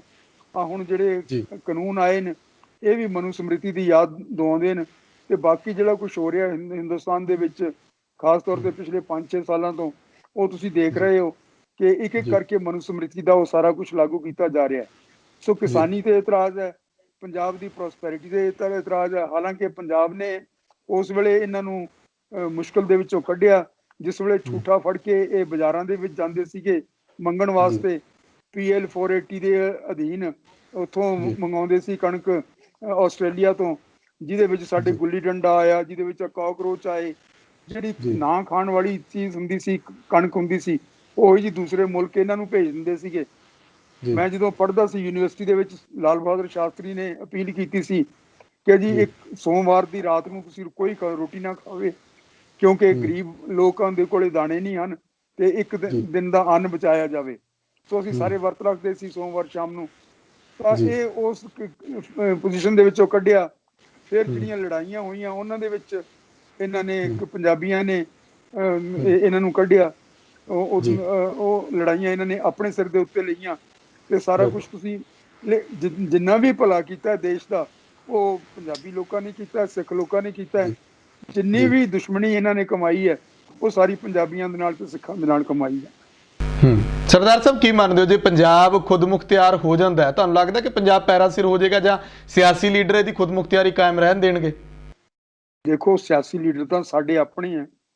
ਹੂੰ ਜੇ ਅਸੀਂ ਇਮਾਨਦਾਰ ਲੀਡਰ ਚੁਣਾਂਗੇ ਤਾਂ ਜੀ ਉਹ ਬਿਲਕੁਲ ਸਾਡੇ ਤੋਂ ਬਾਹਰ ਨਹੀਂ ਜਾ ਸਕਦੇ। ਜੀ ਦੂਸਰੀ ਗੱਲ ਇਹ ਹੈ, ਜੇ ਖੁਦ ਮੁਖਤਿਆਰ ਹੁੰਦਾ ਹੈ ਤੇ ਜੀ ਸਾਨੂੰ, ਅਸੀਂ ਕੋਈ ਮੁਲਕ ਤੋਂ ਟੁੱਟਣਾ ਨਹੀਂ ਚਾਹੁੰਦੇ, ਲੇਕਿਨ ਖੁਦ ਜੀ ਮੁਖਤਿਆਰੀ ਦੂਸਰੀ ਚੀਜ਼ ਹੈ। ਖੁਦ ਮੁਖਤਿਆਰ ਜੀ ਹੁੰਦਾ ਹੈ ਤੇ ਫਿਰ ਇਹ ਜਿਹੜੇ ਨਾਲ ਦੇ ਸੂਬੇ ਹਨਗੇ ਜਾਂ ਮੁਲਕ ਹਨਗੇ, ਜਿਸ ਤਰ੍ਹਾਂ ਜੀ ਪਾਕਿਸਤਾਨ ਹੈ, ਅਫਗਾਨਿਸਤਾਨ ਵਗੈਰਾ ਸਾਡੇ ਨੇੜੇ ਜੀ ਨੇ, ਉਧਰਲੇ ਪਾਸੇ ਸਾਡੀ ਟ੍ਰੇਡ ਖੁੱਲਦੀ ਹੈ ਤਾਂ ਫਿਰ ਜੀ ਸਾਡਾ ਇਹ ਉਧਾਰ ਹੋ ਸਕਦਾ ਹੈ। ਜੇ ਇਹ ਜੀ ਬਿੱਲ ਵਾਪਸ ਵੀ ਲੈ ਲੈਣ ਤਾਂ ਇਹਦੇ ਬਿਨਾਂ ਵੀ, ਇਹਦੇ ਨਾਲ ਵੀ ਕੋਈ ਸਾਡਾ ਬਹੁਤ ਜ਼ਿਆਦਾ ਫਾਇਦਾ ਨਹੀਂ ਹੋਣ ਲੱਗਿਆ। ਲੇਕਿਨ ਜੀ ਇਸ ਤੋਂ ਪਹਿਲਾਂ ਤੁਸੀਂ ਦੇਖਦੇ ਹੋ ਸਾਡਾ ਕੀ ਹਾਲ ਸੀਗਾ, ਉਹ ਵੀ ਜੀ ਉਸੇ ਤਰ੍ਹਾਂ ਹੀ ਇਹ ਖੁਦਕਸ਼ੀਆਂ ਤੇ ਸਾਰਾ ਕੁਝ ਚੱਲ ਰਿਹਾ ਸੀ। ਸੋ ਇਹਨਾਂ ਨੂੰ ਜੀ ਹੁਣ ਚਾਹੀਦਾ ਇਹ ਹੈ ਕਿ ਜੀ ਇਹ ਇੱਕੇ ਵਾਰੀ ਸਾਰਾ ਟੈਂਟਾ ਕੱਢਣ ਦੀ ਕੋਸ਼ਿਸ਼ ਕਰਨ, ਜਿਹੜੇ ਸਾਡੇ ਲੀਡਰ ਹਨਗੇ, ਔਰ ਜੀ ਇਮਾਨਦਾਰੀ ਨਾਲ ਉਹਨਾਂ ਦੇ ਨਾਲ ਗੱਲ ਕਰਨ ਕਿ ਬਈ ਅਸੀਂ ਸਾਰਾ ਕੁਝ ਅਜ਼ਮਾ ਚੁੱਕੇ ਆ ਤੁਹਾਡਾ, ਤੁਸੀਂ ਸਾਨੂੰ ਜੀ ਸਾਹ ਨਹੀਂ ਲੈਣ ਦਿੰਦੇ, ਕੋਈ ਸਾਨੂੰ ਜੀ ਤਰੀਕਾ ਤਾਂ ਦੱਸੋ ਵੀ ਅਸੀਂ ਵੱਖ ਨਹੀਂ ਹੋਣਾ, ਕੁਝ ਨਹੀਂ ਹੋਣਾ, ਲੇਕਿਨ ਤੁਸੀਂ ਸਾਨੂੰ ਦੱਸੋ ਤਾਂ ਸਹੀ ਕਿ ਤੁਹਾਡੇ ਸਟੇਟ ਦੇ ਵਿੱਚ ਰਹਿ ਕੇ ਅਸੀਂ ਆਪਣੀ ਆਜ਼ਾਦੀ ਕਿਵੇਂ ਮਾਣ ਸਕਦੇ ਹਾਂ। ਸਾਨੂੰ ਜੀ ਗੁਲਾਮ ਰੱਖਣਾ ਤਾਂ ਤੁਹਾਡਾ ਕੋਈ ਡੈਮੋਕ੍ਰੇਸੀ ਦਾ ਫਰਜ਼ ਨਹੀਂ, ਨਾ ਹੀ ਸਾਡੇ ਬਿਲਕੁਲ ਸਟੇਟ ਨੂੰ ਬਸਤੀ ਬਣਾਉਣਾ ਡੈਮੋਕ੍ਰੇਸੀ ਦਾ ਅਧਿਕਾਰ ਹੈ। ਇਹ ਤੁਸੀਂ ਆਪਣਾ ਰਿਵਾਈਜ਼ ਕਰੋ ਔਰ ਉਹਨਾਂ ਨੂੰ ਸਮਝਾਉਣਾ ਚਾਹੀਦਾ ਹੈ। ਦੇਖੋ, ਜਿਹੜਾ ਇਹ ਸਿੱਖੀ ਦੀ ਰਹਿਤ ਹੈ, ਇਹ ਜੀ ਮਨੁੱਖ ਦੇ ਵਾਸਤੇ ਕਲਿਆਣਕਾਰੀ ਹੈ। ਇਸ ਦੇ ਜੀ ਨਾਲ ਸਾਰੀ ਹਿੰਦੁਸਤਾਨ ਦੇ ਲੋਕ ਜਿਹੜੇ ਆਪਣੇ ਆਪ ਨੂੰ ਅਧਮੋਏ ਸਮਝਦੇ ਨੇ, ਜਿਹੜੇ ਕਬਰਾਂ 'ਚ ਪਏ ਸਮਝਦੇ ਨੇ, ਉੱਠ ਕੇ ਜੀ ਖੜੇ ਹੋਣਗੇ, ਉਹ ਮੁਲਕ ਜੀ ਦੇ ਵਾਸਤੇ ਬਿਹਤਰ ਕੰਮ ਕਰਨਗੇ ਔਰ ਉਹ ਇੱਕ ਜੀ ਮੁਲਕ ਦੀ ਐਸੈਟ ਬਣਨਗੇ। ਇਹਨਾਂ ਤੋਂ ਕਿਉਂ ਡਰ ਲੱਗਦਾ ਹੈ? ਸਾਰੇ ਆਪਣੇ ਭਰਾ ਹਨਗੇ, ਸਦੀਆਂ ਤੋਂ ਅਸੀਂ ਇੱਥੇ ਇਕੱਠੇ ਰਹਿੰਦੇ ਹਾਂ, ਤਾਂ ਇਹਨਾਂ ਜੀ ਤੋਂ ਬਿਲਕੁਲ ਡਰਨ ਦੀ ਕਿਹੜੀ ਲੋੜ ਹੈ? ਇਹਨਾਂ ਨੂੰ ਜੀ ਗੁਲਾਮ ਬਣਾ ਕੇ ਨਹੀਂ ਰੱਖਣਾ ਚਾਹੀਦਾ। ਦਲਿਤ ਜੀ ਤੇ ਦੂਸਰੇ ਨਾਂ ਦੇ ਕੇ ਤੇ ਇਹਨਾਂ ਨੂੰ ਨਾਲ ਮਿਲਾਉਣਾ ਚਾਹੀਦਾ ਆਪਣੇ। ਜੀ ਤੁਹਾਨੂੰ ਕੀ ਲੱਗਦਾ ਕੌਣ ਇਮਾਨਦਾਰ ਹੈ ਪੰਜਾਬ ਦੇ ਵਿੱਚ? ਤੁਹਾਨੂੰ ਕੋਈ ਇਮਾਨਦਾਰ ਲੀਡਰ ਨਜ਼ਰ ਆਉਂਦਾ ਹੈ ਇਸ ਵੇਲੇ, ਕਿਸੇ ਵੀ ਪਾਰਟੀ ਤੋਂ ਹੋਵੇ, ਜਿਹੜਾ ਤੁਹਾਨੂੰ ਦਿਖੇ ਕਿ ਉਹ ਪੰਜਾਬ ਦੀ ਅਗਵਾਈ ਕਰ ਸਕਦਾ? ਦੇਖੋ, ਇਹ ਹੁਣ ਕਿਸੇ ਦਾ ਨਾਂ ਲੈਣਾ ਤਾਂ ਵਾਜਬ ਨਹੀਂ ਲੱਗਦਾ, ਲੇਕਿਨ ਬਿਲਕੁਲ ਇਮਾਨਦਾਰੀ ਕਦੇ ਖਤਮ ਨਹੀਂ ਹੁੰਦੀ। ਜਦੋਂ ਤੱਕ ਗੁਰੂ ਸਾਹਿਬਾਨ ਦਾ ਉਪਦੇਸ਼ ਇਸ ਪੰਜਾਬ ਦੇ ਵਿੱਚ ਚੱਲ ਰਿਹਾ ਹੈ ਔਰ ਜਦੋਂ ਤੱਕ ਇੱਥੋਂ ਦੇ ਲੋਕ ਦੇਖੋ ਕਿੰਨੇ ਅੱਜ ਵੀ ਤੁਸੀਂ ਕੰਪੇਅਰ ਕਰਕੇ ਦੇਖ ਲਓ ਦੂਜੇ ਸੂਬਿਆਂ ਦੇ ਮੁਕਾਬਲੇ ਦੇ ਵਿੱਚ ਕਿੰਨੇ ਸਾਊ ਲੋਕ ਹਨਗੇ। ਇਹ ਇੱਥੇ ਬਹੁਤ ਜ਼ਿਆਦਾ ਇਮਾਨਦਾਰ ਹਨਗੇ ਲੋਕ, ਲੇਕਿਨ ਉਹਨਾਂ ਨੂੰ ਮੌਕਾ ਨਹੀਂ ਮਿਲਦਾ। ਮੌਕਾ ਇਸ ਵਾਸਤੇ ਨਹੀਂ ਮਿਲਦਾ ਕਿ ਲੋਕਾਂ ਦੇ ਨੁਮਾਇੰਦੇ ਨਹੀਂ ਆਉਂਦੇ। ਉਹ ਪੋਲੀਟੀਕਲ ਪਾਰਟੀਆਂ ਉੱਤੋਂ ਆਪਣੇ ਹਾਈ ਕਮਾਂਡ ਰਾਹੀਂ ਪੈਰਾਸ਼ੂਟ ਰਾਹੀਂ ਉਹ ਬੰਦੇ ਭੇਜ ਦਿੰਦੀਆਂ, ਇਹਨਾਂ ਨੂੰ ਚੁਣ ਲਓ। ਉਹ ਬੰਦੇ ਉਹਨਾਂ ਦੇ ਭੇਜੇ ਹੁੰਦੇ ਨੇ ਔਰ ਉਹਨਾਂ ਦੇ ਭੇਜੇ ਬੰਦੇ ਉਹਨਾਂ ਦੀ ਸੇਵਾ ਕਰਦੇ ਨੇ। ਇਹ ਪੰਜਾਬ ਦੀ ਸੇਵਾ ਨਹੀਂ ਕਰਦੇ। ਸੋ ਪੰਜਾਬੀ ਜੇ ਇੱਕ ਨੁਕਤਾ ਫੜ ਲੈਣ ਕਿ ਅਸੀਂ ਐਤਕੀ ਵਾਰੀ ਆਪਣੇ ਆਦਮੀ ਭੇਜਣੇ ਆ, ਪਿੰਡ ਪਿੰਡ ਸਭਾਵਾਂ ਕਰਕੇ ਅਸੀਂ ਇਹ ਦੱਸਣਾ ਵੀ ਸਾਡਾ ਆਹ ਨੁਮਾਇੰਦਾ ਹੋਏਗਾ ਔਰ ਉਸ ਨੂੰ ਭੇਜਣਾ, ਤਾਂ ਫਿਰ ਇਹ ਸਾਰੇ ਦੇ ਸਾਰੇ ਮਸਲੇ ਆਪਣੇ ਹੱਲ ਹੋ ਸਕਦੇ ਨੇ। ਜੀ ਸ਼ੁਕਰੀਆ ਸਰਦਾਰ ਸਾਹਿਬ, ਬਹੁਤ ਬਹੁਤ ਧੰਨਵਾਦ। ਤੁਸੀਂ ਬੜੀ ਕੀਮਤੀ ਜਾਣਕਾਰੀ ਜਿਹੜੀ ਹੈ ਉਹ ਸਾਨੂੰ ਦਿੱਤੀ ਅਨੰਦਪੁਰ ਸਾਹਿਬ ਦੇ ਮਤੇ ਨੂੰ ਲੈ ਕੇ, ਪੰਜਾਬ ਦੀ ਮੌਜੂਦਾ ਸਿਆਸਤ ਨੂੰ ਲੈ ਕੇ। ਅਸੀਂ ਤੁਹਾਡੇ ਸ਼ੁਕਰਗੁਜ਼ਾਰ ਹਾਂ। ਧੰਨਵਾਦ ਜੀ। ਤੁਹਾਡਾ ਵੀ ਧੰਨਵਾਦ, ਤੁਸੀਂ ਮੈਨੂੰ ਲੋਕਾਂ ਦੇ ਨਾਲ ਗੱਲ ਕਰਨ ਦਾ ਮੌਕਾ ਦਿੱਤਾ। ਜੀ ਸ਼ੁਕਰੀਆ, ਧੰਨਵਾਦ ਜੀ। ਸੋ ਸਾਡੇ ਨਾਲ ਮੌਜੂਦ ਸਨ ਸਾਬਕਾ IAS ਗੁਰਤੇਜ ਸਿੰਘ ਜੀ, ਜਿਨ੍ਹਾਂ ਨੇ ਪੰਜਾਬ ਦੇ ਮੌਜੂਦਾ ਹਾਲਾਤ ਨੂੰ ਲੈ ਕੇ ਬੜੇ ਵਿਸਥਾਰ ਦੇ ਨਾਲ ਸਾਨੂੰ ਦੱਸਿਆ ਕਿ ਅਨੰਦਪੁਰ ਸਾਹਿਬ ਦਾ ਮਤਾ ਆਖਿਰਕਾਰ ਕੀ ਸੀ, ਕਿਹੜੀਆਂ ਮੰਗਾਂ ਸੀ, ਪੰਜਾਬੀ ਕੀ ਮੰਗਦੇ ਸੀ ਤੇ ਉਹਨਾਂ ਨੂੰ ਦਿੱਤਾ ਕੀ ਗਿਆ, ਸਿਆਸੀ ਲੀਡਰਾਂ ਨੇ ਕਿੱਥੇ ਕਿੱਥੇ ਜਿਹੜਾ ਉਹ ਚਾਲਾਂ ਖੇਡੀਆਂ, ਕੀ ਕੁਝ ਕੀਤਾ ਸਾਡੇ ਨਾਲ। ਇਹ ਸਾਰੀ ਜਾਣਕਾਰੀ ਅਸੀਂ ਤੁਹਾਡੇ ਤੱਕ ਪਹੁੰਚਾਉਣ ਦੀ ਇੱਕ ਨਿਮਾਣੀ ਜੀ ਕੋਸ਼ਿਸ਼ ਕੀਤੀ ਹੈ। ਤੁਹਾਨੂੰ ਇਹ ਪ੍ਰੋਗਰਾਮ ਕਿਸ ਤਰ੍ਹਾਂ ਦਾ ਲੱਗਿਆ, ਤੁਸੀਂ ਆਪਣੇ ਵਿਚਾਰ ਕਮੈਂਟ ਕਰਕੇ ਰੱਖ ਸਕਦੇ ਹੋ। ਮੈਨੂੰ ਸੁਖਵਿੰਦਰ ਸਿੰਘ ਨੂੰ ਇਜਾਜ਼ਤ ਦਿਓ। ਲੋਕਰਾਜ ਚੈਨਲ ਪੰਜਾਬੀ ਨੂੰ ਸਬਸਕ੍ਰਾਈਬ ਕਰੋ। ਧੰਨਵਾਦ।